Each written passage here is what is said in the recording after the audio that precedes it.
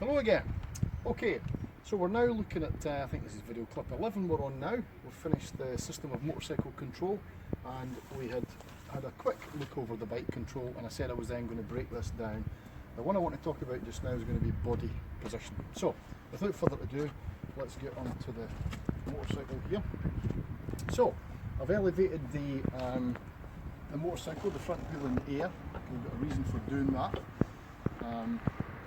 Now, first thing is that when you're sat on a motorcycle, I see a lot of riders very tense on a motorcycle, and a lot of forward very tense, gripping on here, and their weight all over the front of the bike like this. Very, very uncomfortable, and you can see that, what we call deportment. A rider that's sitting sort of forward, a lot of weight on here, or absolute stiffness, sitting back here, too far back. What you want to do is you want to be in a nice relaxed position, just a slight bend in the arms, nice relaxed position. Head up.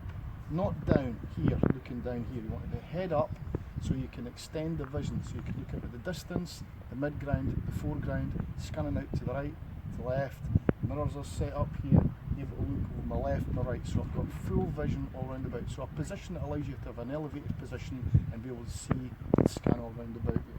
I'm not gripping the bars here. I see a lot of people gripping the bars far too tight, the whites of the knuckles showing, and after a little while they've got forearm pump here and sore hands are cramping. If there was a fly in the palm of your hand, it would survive. That's literally how light you're holding these bars. Very, very light with the bars in the position here. So also, I see a lot of riders want to sit too far back here with a gap between here and the seat. You want to be forward, in, and into the motorcycle.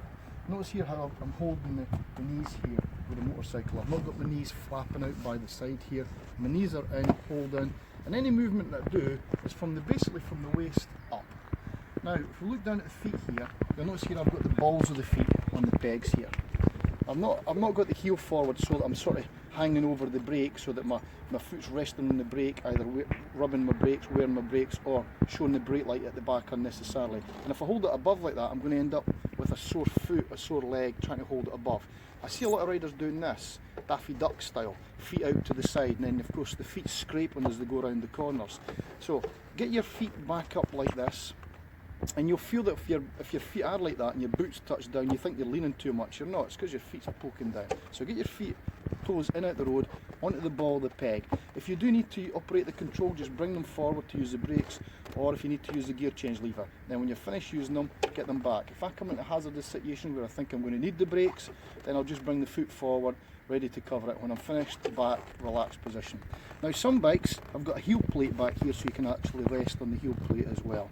So the balls of the feet. Now that's important when we go to the next bit, which is, if you come back up again, Lewis, most riders, you'll see police riders for example, have got a very upright position, a very relaxed position. It's what I call a very classical style. They sort of lean their body with the motorcycle. And you don't see the police officers with knees hanging out, hanging off the side of the bike and dip down, all this sort of stuff. It's a more upright, classical sort of position. Now, if you look at more like the racers, they've got a completely different position. First thing is, if they're going around the left-hand bend, you'll tend to see them first of all shifting the bum off the side here. So you'll see here the leg, if we come around back on this side now, Lewis, you'll see that the leg is in close here, the knee here, and basically it's the thigh here, if you like, that's actually on the seat. My bum is no longer in the seat, my bum's completely off the seat here. Now some riders different, on racetracks some have their foot just on the edge of the peg like that, some have it to the inside. There's all different kind of techniques, but basically what's happening here is that weight now is pushing down on that peg, and that's going to help the bike to turn in. Plus, if I've got my leg out like this, it's creating wind drag as well, helps pull the bike into the corner, slow it down. And also when I'm leaning over, it means that my knee can touch down and let me know how far over I'm leaning.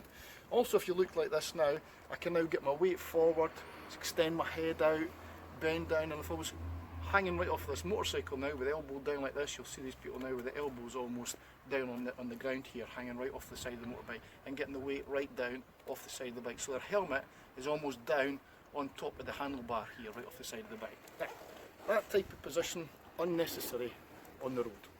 So if I'm on a racetrack when I was racing, I'd be a lot more animated on the motorcycle, shifting my weight to the right, to the left.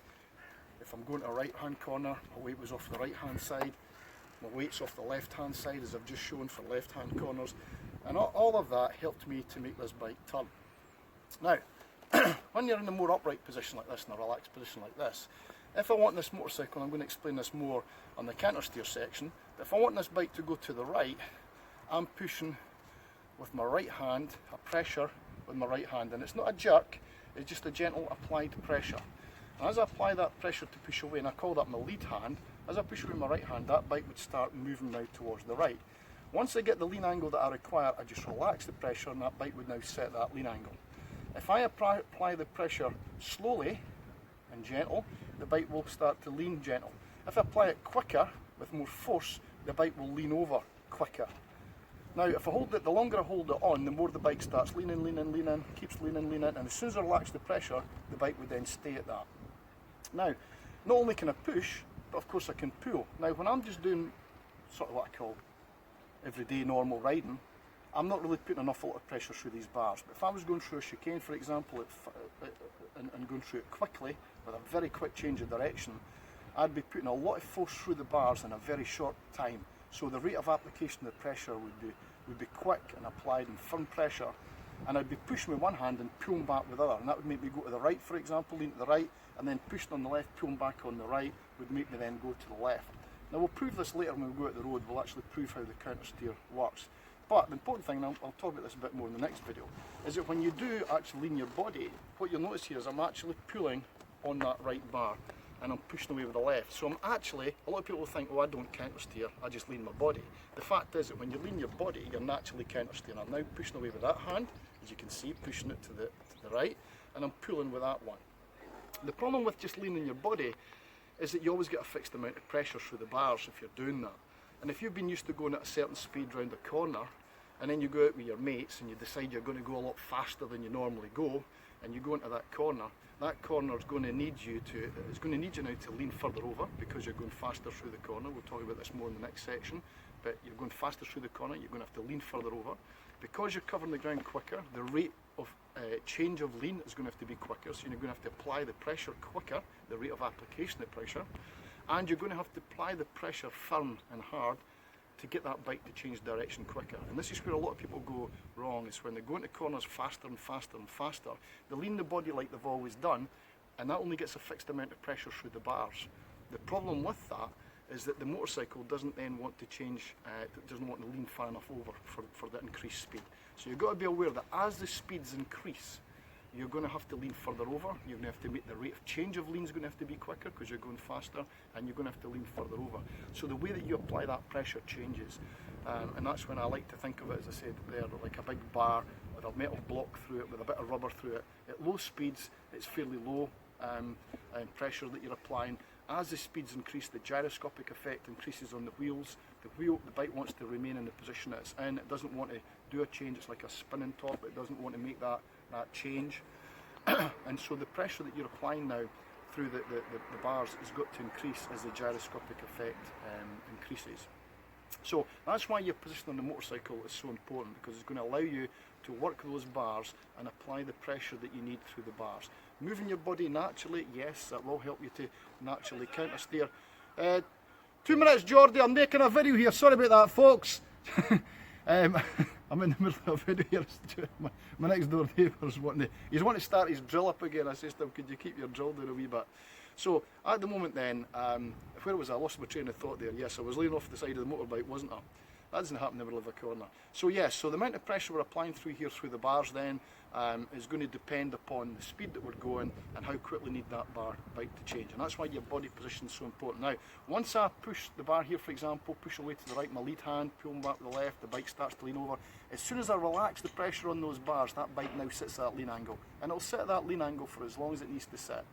Okay, it won't make any change. As long as there was no imperfections in the road surface, I kept the lean angle exactly the same, didn't put any pressure or anything through the bars, that bike would now sit at that lean angle. I've got to put another input to get that bike to change, and that's why when we straighten back up again, we're hanging over and we straighten back up, what we're doing now is we're pushing the left bar away, pulling on the right, and that's what makes the bike lift back up again.